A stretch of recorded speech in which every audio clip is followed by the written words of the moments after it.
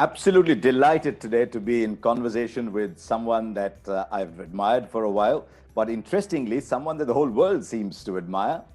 Kane Williamson from a lovely little surfing area in New Zealand, who goes around to the cricket capitals of the world and leaves his little imprint behind. I've just been thinking, are you a bit of a cricket tragic as well, Kane? Because we look at you and we think ambassador of the game, plays with great dignity, always poised, always look at you and imagine cricket. I almost wondered whether we should call you Mr. Cricket after Michael Hussey.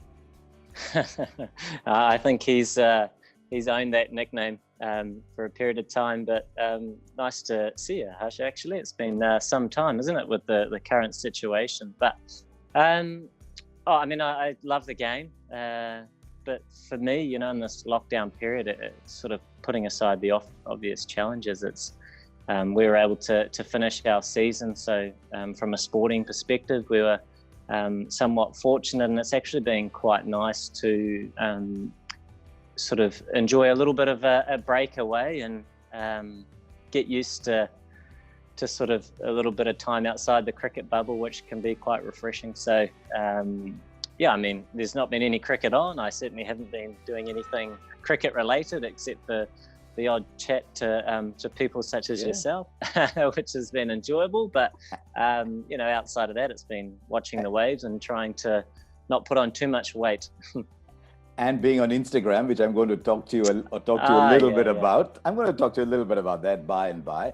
But I mean, you watch a lot of cricket. You play a lot of cricket yourself.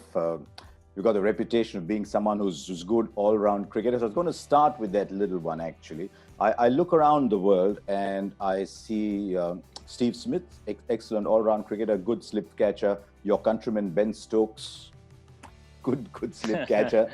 But is your dog entering the list of best slip catchers? Yeah, I was going to send that directly to Steve because, he's certainly sort of topping the list, isn't he, with some spectacular catches. But I think dog Sandy, did all right. my dog, she was brilliant. It was early on in our lockdown process, so we thought we'd try and do something entertaining, within the confines of home. Did you have to tell her move a little finer at second slip, or did she say, "I've got this covered, Ken, just edge the ball"? Oh, she was actually sledging me, when I was batting, and then I managed to nick off. But anything tennis ball related, she's always up for it. That's for sure. The last time we spoke, we were in Hyderabad. You were wearing SRH colours. This was just before 2019 World Cup, and you were talking about going hopefully one step above what happened in 2015. Now, no, there's a reason I'm coming to that. I'm not trying to be cruel, but one of the great things about champions is the highs that they experience. They experience the highs that they do more than most people. But being a champion is also about riding the lows, isn't it? How much of a low? I mean, and here's a photograph. We're going to put this picture out. How much of a low was that? And as a captain, how difficult was it to handle that situation? Yeah, I mean, it's to determine whether it's a high or a low. It sometimes takes a little bit of time, and to be honest, I'm still waiting to work out what exactly it was. Obviously, we didn't get the fruits, but upon reflection, it was a pretty spectacular game to be a part of, but a really difficult game to understand and get your head around because there was just so much involved in the match that in any game there's always things outside your control, but I think when there were so many things that were perhaps outside your control, pivotal things that were so late in the match, meant that you were trying to make sense of it, and it was very difficult to do. And then obviously the controversy that perhaps surrounded it afterwards. But at the end of it, you sort of think, well, what are you here to do within the game? And that's to try and perhaps take the game to better places whilst you have the opportunity to play it. And despite being on the wrong side of that result, albeit a sort of fine print ruling, you still think you perhaps played a part and been able to do that. So yeah, it was an amazing experience, an interesting experience, incredibly exciting journey, I guess, if you look at the bigger picture rather than just the last sort of couple of minutes, but also a real shock in a lot of ways too. So interesting you say last couple of minutes, because it's a 7.5 hour game, and this one was even longer. But is it tougher being captain? In a sense, you're like the head of a family that, and there's some sad news in the family, you've got to retain your composure, and yet you're grieving inside. Was there a little bit of that? I mean, there were obviously people grieving around you. Some people went the next day on Twitter and said, why do we play this game? I mean, without a doubt, I think a lot of guys were, and probably still, to a degree when they think about it. Yes, there's some time has passed, but try and make sense of it. And you need to accept what happened, obviously, which is just part and parcel of life. But trying to make sense of it's almost impossible, purely from the fact that you've played cricket for so many years and you've won and lost games, but you've never won or lost a game in that nature. And so for it to happen, on a stage that people aspire to be involved in, and then you're that close to having a chance to come on the right side. It's something quite unique. Did you at some time have to tell the others, listen, I'm grieving too, man. I've got this face of composure. I'm the face of New Zealand cricket to the world, but I'm grieving as well. Get away, let me grieve too. It was interesting. So straight after the game, there wasn't a lot of immediate reflection because the emotions were quite raw, and guys were also, whilst you're playing, you're very much in the game. So what's your next task? And that's pretty much the focus. Then when the game finishes and you're trying to reflect, with a game of that magnitude, it's quite difficult to do. So it was just trying to allow guys to let go and just experience it the way that they wanted to and was natural to them. And in the coming days and weeks and whenever it was that we might meet back up, would be more of a time to discuss, when the emotions were less high. So I know a lot of guys sort of got away and took a few days just to sort of decompress a bit, because it was, and you don't just think about the one or two moments, but you do reflect on the whole journey that the World Cup was, and it was a fantastic tournament to be a part of. And the semi-final against India, I won't bring that up too much, but that was an amazing game to be a part of, unique in its own ways. And so many I suppose matches, experiences throughout that campaign that you'll remember for such a long time. But obviously it'll be remembered. I'll bring that up. I'll bring that up in just a moment. But I must let you know, I don't know how much New Zealand complained or grieved or outraged about the result, but I think India actually outraged far more than New Zealand did. As far as most Indians were concerned, New Zealand won the World Cup. And you still talk to them today, they said, no, New Zealand won the World Cup. It's interesting. Why is New Zealand, to some extent, West Indies, New Zealand, West Indies, everybody's second favorite team in the world? But India outraged so much. I'm not India sure. Outraged, Look, the passion, and that's great. We love to think that perhaps we might be some country's second favourite team. Certainly India's would be helpful. And I knew after that tournament, I was like, please, we meant no offence. It was a tough, incredible game, and support us on the next match. But it's, look, I don't know. It's tough, I suppose.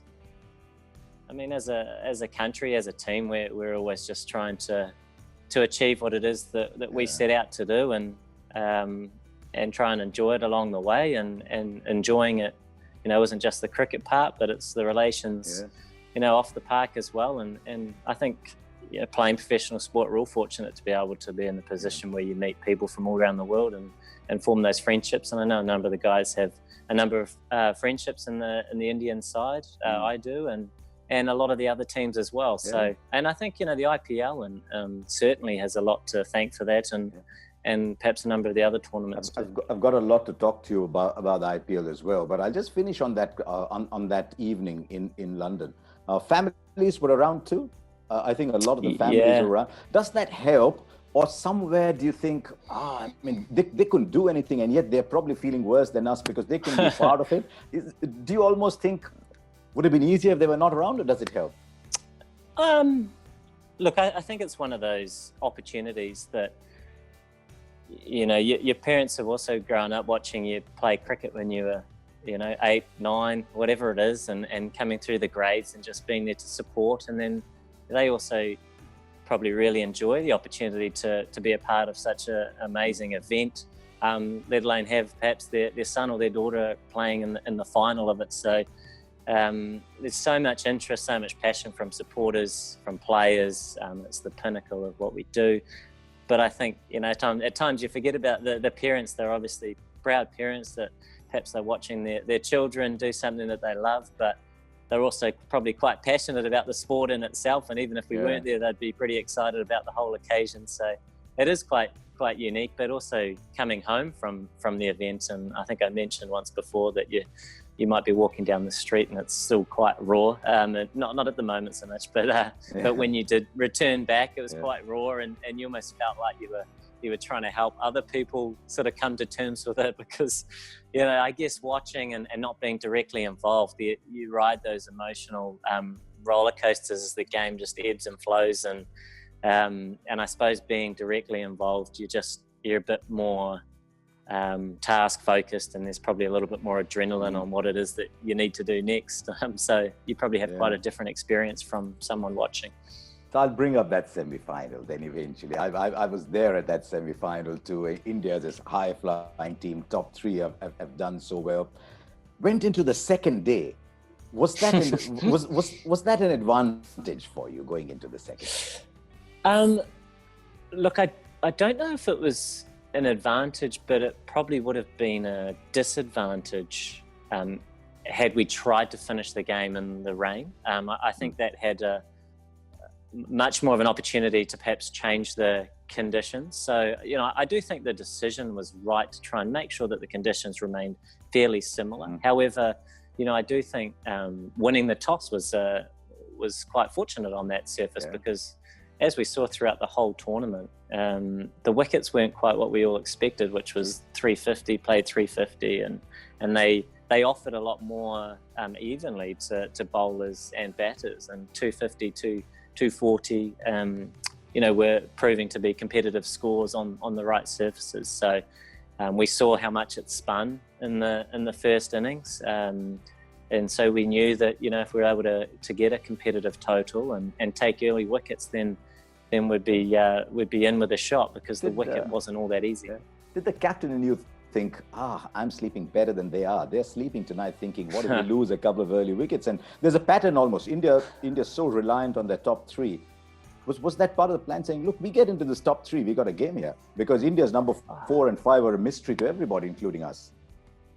Oh, look, certainly I know the capabilities of the Indian side, having played them for a number of years and also seen a lot of them in IPL, and the talent that's there. You don't just hang your hat on a couple of players, but I think every time you go into an innings with the ball, to take early wickets is clearly an advantage. But you're not sort of sitting easy at any stage in a World Cup, and against a team like India, who are ranked the best team in the world. It's never over till it's over, as we saw even when we were perhaps a long way ahead of the game, and Jadeja and Dhoni they're always a threat every time that they're in the crease, so no matter what. So it was an incredible game, but even in the first innings, and this was purely on the pitch, when Ross and I were batting, and it was really difficult. We knew that if we could get 230, 240, then we'd be in the game, and it showed throughout the whole tournament, even against the quality side of India, just because the surface was quite tricky, and it offered a bit off the seam, and it certainly offered a bit with the spin. So it allowed us to be in the game. It was probably a par score, I felt, or maybe even slightly more competitive. I know it doesn't sound like a lot of runs, but on the right surface, it was effective enough. So when you didn't see Dhoni come out to bat, not 4, not 5, not 6, did you say, hang on, maybe they're worried, or maybe there's a plan there? Do you often consider what the opposition is doing, or you just play your own game? You could guess as much as you want, and you still probably won't have the right answer. But look, there's so much experience in that side that but they have their plans, like a lot of teams, and they're clear on what it is that they want to do. And often it might be matchups, it could be a number of reasons. And they'd gone through the tournament and beaten, you know, everybody and with the pick of the side. So clearly we're more than happy to make the decisions that they were making. And as we know in one-day cricket, certainly in World Cup tournaments, that on any day anything can happen, particularly if you get through to that knockout final stage. Are you the kind who gives rousing speeches as captain? Boys, this is the semi-final, we're getting into the final. Are you the kind who says, come on, I'll lead my troops into battle kind of captain? Do you know what? Probably more along the lines of trying to normalize what it is. And I know it's sometimes difficult to do, but you know, the things that we could control with the type of cricket that we wanted to play, and we were improving at that throughout the whole tournament. There was an element of consistency to our approach. There's a reason I'm asking you this. I didn't want to interrupt you, but there's a reason I'm asking you this. You've got this image around the cricket world of being this very nice guy, always in control of his emotions. And New Zealand are pretty much like you are. New Zealand's image is of strong, silent, hard-working players who make the most of everything. How difficult is it then to come hard on teammates? Because you've got to at times, isn't it? Do you that kind of captain, come hard at teammates? Because you're the good boy team. Well, look, it's not a tag that we aspire to be. I mean, we want to play the game that suits us, be true to the sort of people that we are, and that's no pressure on anyone coming into the side to conform, because we're 11 individuals and all different and all. But we try to make sure that we're moving towards the common goal, and yes, winning cricket games is what everybody wants to do, but all the work that goes before it is much more of the focus. So trying to take some emotion out of it. How are we tracking? Are we executing what it is that we're setting out to do? You know, are a lot of the things that we tried to take into the World Cup, you know, from the get-go with the format, and it being the nature of one-day cricket. It was like, right, guys, we're not going. There's every chance we won't win every game here, but we don't have to. What we need to try and do is improve from our first game to our last, and we'll be in a good position. So, you know, rather than treating every game like the World Cup final, you know, it was actually let's just settle into our work and be consistent and look to, you know, I'm sure every team is similar in that they want to be able to put opposition under pressure, and we were able to do that and adjust to the surfaces, which was really important in that tournament. I'm hearing you and I'm thinking, if I ever had to be caught shoplifting or on a traffic offense, I'd like you to be my cop. I think whether you get angry or not, the outcome for you might be the same, so I still wouldn't do it. Thank you so much for joining us, and I hope New Zealand continues to be the side it is and just plays cricket as it's meant to be played.